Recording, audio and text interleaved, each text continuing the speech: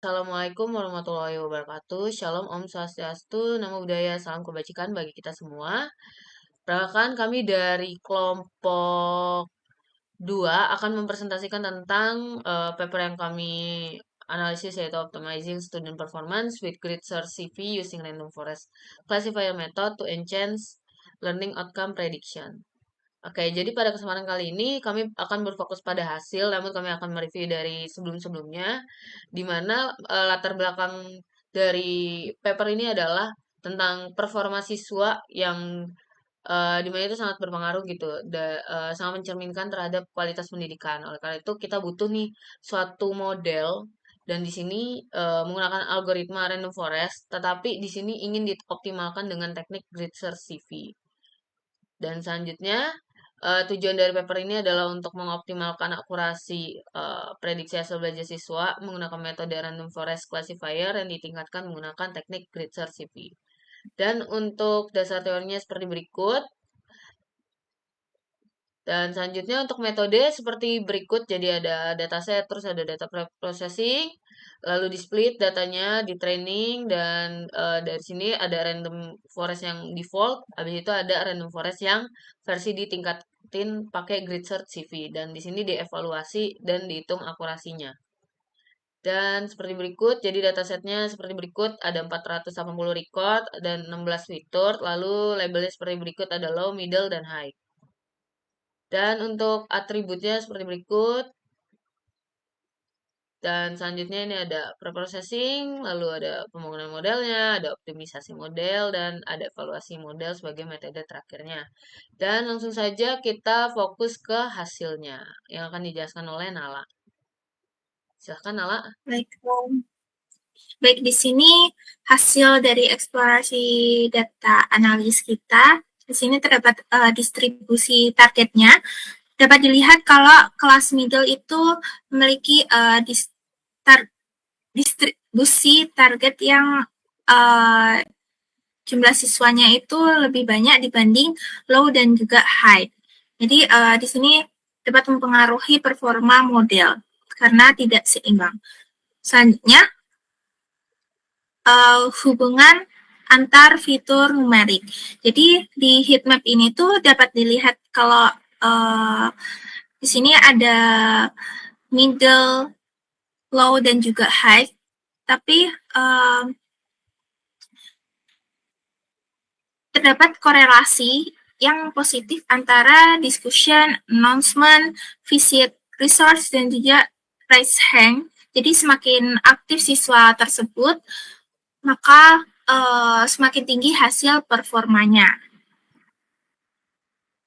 Selanjutnya, terdapat korelasi fitur. Jadi, dari visualisasi ini tuh kita bisa melihat kalau terdapat 3 pola utama, yaitu semakin banyak yang raise hand, itu semakin tinggi performa siswa. Lalu, semakin sering student absen atau absen itu siswanya, maka performanya cenderung lebih rendah. Lalu semakin sering visit resource, maka semakin tinggi performanya. Ini dapat dilihat di bagian yang ya ini, bukan. Oke. Yang merah ini tuh korelasi negatif dan yang hijau itu korelasi positif. Begitu.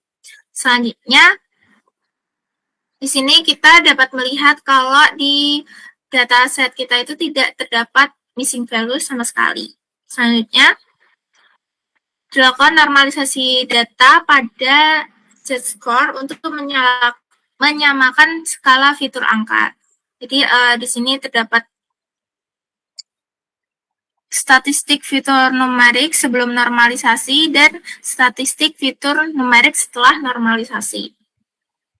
Selanjutnya, kami melakukan encoding fitur ordinal. Jadi, kita mengubah data yang kategori menjadi angka supaya bisa diproses oleh model. Jadi, di sini target kelas diubah jadi 0 sampai 2, yaitu low, middle, dan high. Setelah fitur ordinal dikodekan sesuai urutannya.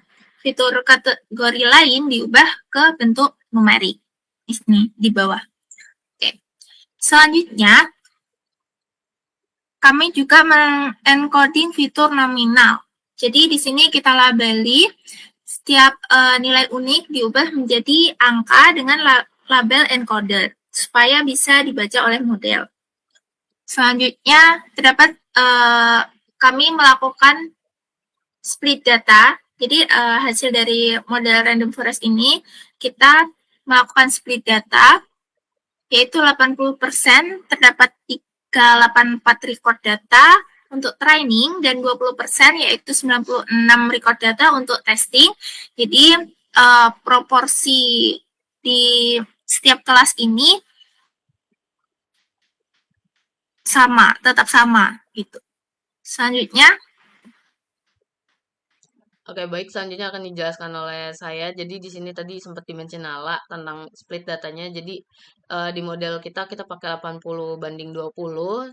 Lalu ini ada spesifiknya ada di sebelah kiri. Jumlah dari setiap kelasnya berapa dan di sini sudah seimbang seperti yang dijelaskan Nala. Dan selanjutnya setelah itu model yang kami hasil dari model yang kami buat itu yang pertama ini ada model random forest yang dia pakai parameter default yaitu random state-nya 32. Dan ini bawaan dari eh, library yang kami pakai yang skitlearn itu. Dan di sini dapat dilihat bahwa dengan random forest parameter default ini dapat akurasi sebesar 7 seperti berikut. Nah, mohon maaf tadi sempat ke back. Nah, di sini 0,7708. Jadi di buletin itu ke persen itu sekitar 77,808%. Dan untuk eh, precisionnya, recall F1 score dan supportnya seperti berikut. Nah, jadi di sini modelnya sudah cukup baik, tapi masih kurang seimbang antar kelasnya karena ada yang precision yang tinggi, terus juga tapi recallnya rendah, dan di sini pada yang bagian high ini dia recallnya termasuk rendah gitu dan supportnya juga relatif rendah. Dan selanjutnya di sini yang default ini 77%, sedangkan di sini kita selanjutnya membuat model random forest dengan grid search CV. Nah, ini udah dioptimisasi dengan grid search CV, jadi parameter yang kami gunakan seperti berikut. Dan di sini dengan parameter ini nanti dia akan menghasilkan sebesar 432 kombinasi yang akan diuji. Dan di sini totalnya ada 2160 karena dia voltnya itu 5. Jadi nanti dia bakal 432 kali 5 pengulangan.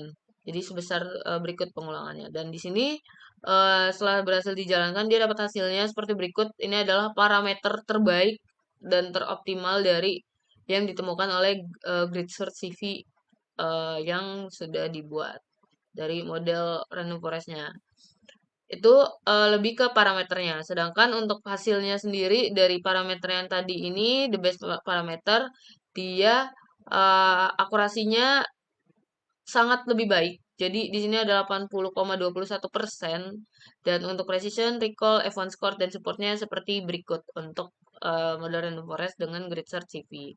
Dan dari sini untuk perbandingan hasilnya seperti berikut. Dari akurasi tentu lebih bagus yang dioptimisasi dengan grid search CV seperti yang dijelaskan oleh paper.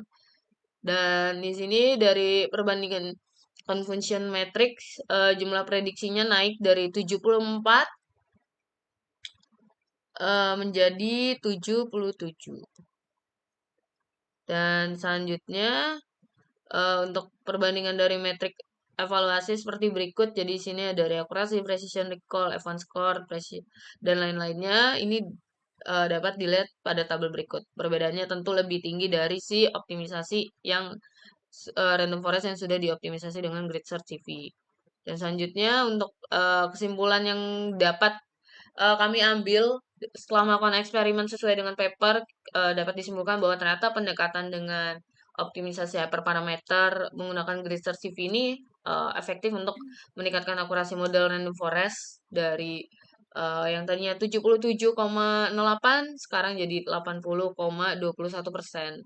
Dan Di sini kami juga dapat sesuatu lagi, yaitu di mana dari fitur-fitur 16 fitur yang tadi kita punya itu ada dua yang sangat berpengaruh ini visit resort dan rest hand, di mana ternyata frekuensi kunjungan siswa ke sumber belajar dan juga jumlah si siswa ini mengangkat tangan di kelas berpartisipasi ini jadi faktor penting untuk memprediksi performa akademik siswa karena ternyata ini ngasih pengaruh banyak gitu terhadap performa high di eh, model berikut gitu. Untuk selanjutnya di sini sumber artikelnya dan terima kasih. Salam sejahtera bagi kita semua.